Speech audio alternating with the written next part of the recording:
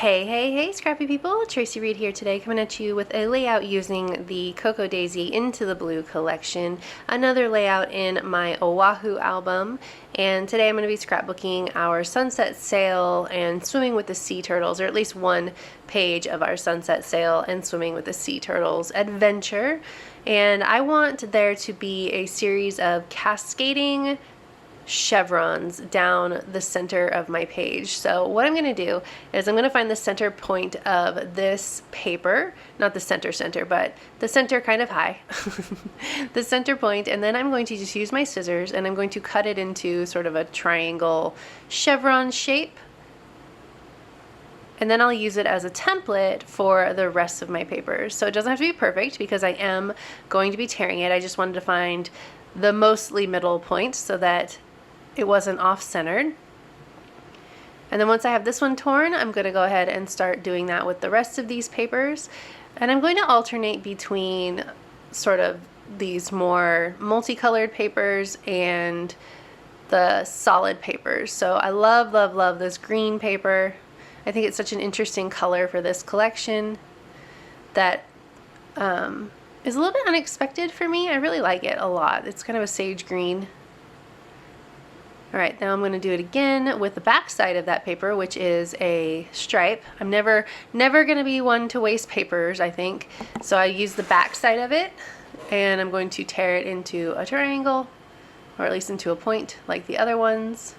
A little bit harder with that one because it was a little bit smaller, but I know that it doesn't have to be perfect because I am going to be covering up the majority of this, so no big deal. And then last but not least, I want one more paper. I'm trimming this one down so that I can use the back side of it rather than cutting into a new piece of paper. I knew that the back side of the paper that I wanted at the bottom had this blue anchor, so I knew that I could just cut it and use it. And now I can just use my big paper trimmer to make sure that the layout is 12 by 12. I don't know why I put adhesive at the top like a dork, but I did. Okay, so now I have my torn papers. You would never know that that bottom paper is cut in half and isn't a full sheet. Worked out perfectly.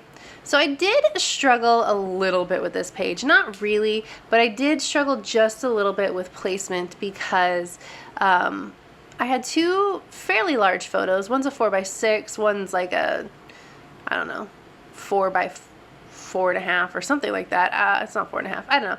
But they're both fairly large, and I had a lot going on this page with all of the papers, so I wanted to add, there was so much that I wanted to add, but I couldn't add to this page. I ended up having to like ditch all of the journal cards. I cut that Bon Voyage card down from a 4x6 to just the title so that I could use it because a 4x6 wouldn't have fit on there. I'm going to mat this photo on this ledger paper just to give it a little pop from the background. Let it stand out a little bit more. Trying to get it as close to the edge there so I don't waste too much paper. And of course, I got adhesive on the photo itself, but I have a little adhesive eraser that makes it at least not sticky anymore. Okay. One more cut here. Perfect. Okay, so I'm going to go ahead and put it down here on, I thought about putting it underneath one of these layers, but I didn't want to cut into the sky too much. So I decided to put it on top instead. But look at, you can see just like how indecisive I was about where I wanted all these photos to go. It was very annoying. But once I get these placed, it starts to go uphill, downhill, one direction of the hill from there. So like, here we go, taking it off, putting it on. I liked the way that the tear on the paper arched around, like pointed down at the blank space in the photo, so I thought that that was kind of cool. So I'm kind of working around that now. I don't want anything to be like crazy tilted, but I am gonna go with the flow of the angle of the tear. So now I know where I want the Bon Voyage to go, and it needs a little bit of a trim right here. Hand cutting things sometimes gets a little bit messy, but I really like that I was able to take that 4x6 and use it in a way that worked for me. I always love being able to use my stash, even if I have to edit it. Speaking of, let's start pulling in some embellishments. So I have some pulled aside here that I thought might work for this page, and I'm using like the die cuts and the vellum pieces, but once I start laying these down, I realize that there's not a lot of interest going on this page. Like, yes, the papers are beautiful, but once you get down towards the bottom, there's not a lot going on. So I decide that I want to bring in a bunch of the rub-ons as well. So I'm just kind of placing these where I think that they're going to go, and then I'm going to start bringing in the rub-ons. You can see I'm trying to bring in some interest with the die cuts, but they're just not quite doing the trick that I want them to do. I do need to include a sea turtle though, because duh, we were swimming with sea turtles. So I'm going to start adding a bunch of, I use almost all of these rub-ons, and I think that they're perfect on this page. I'm just going to start scattering them in with my clusters. I'm just going to place them there for the moment. If you're really gentle and you don't push them down too hard, they won't stick to your paper before you're ready, but you have to be real careful, especially putting them over photos. They will stick to your photos very easily.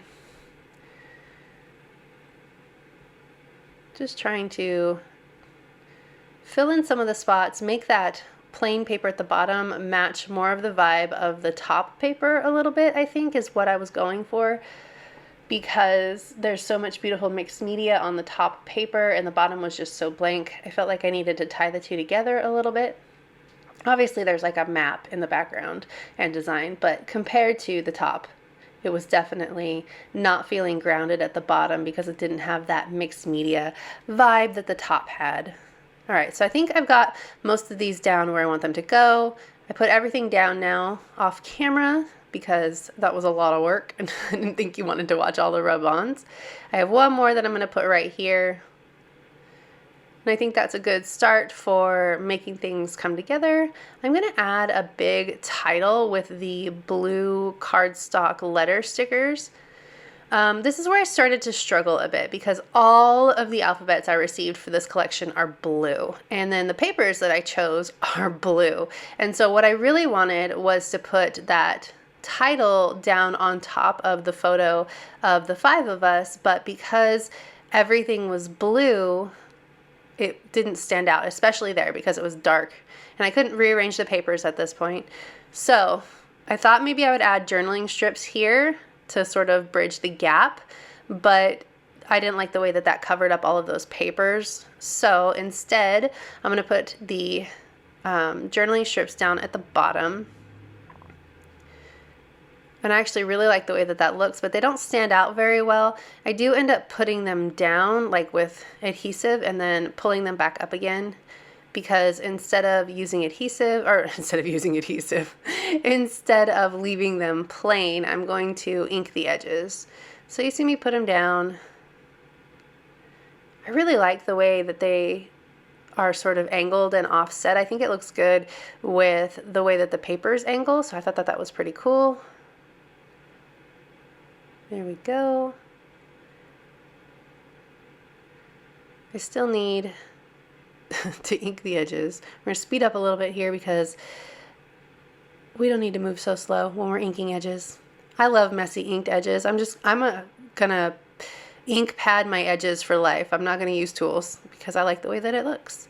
And that makes it stand out a little bit more, a little bit better. And then when I add my journaling in, you know, there'll be words down there that'll make it stand out even better.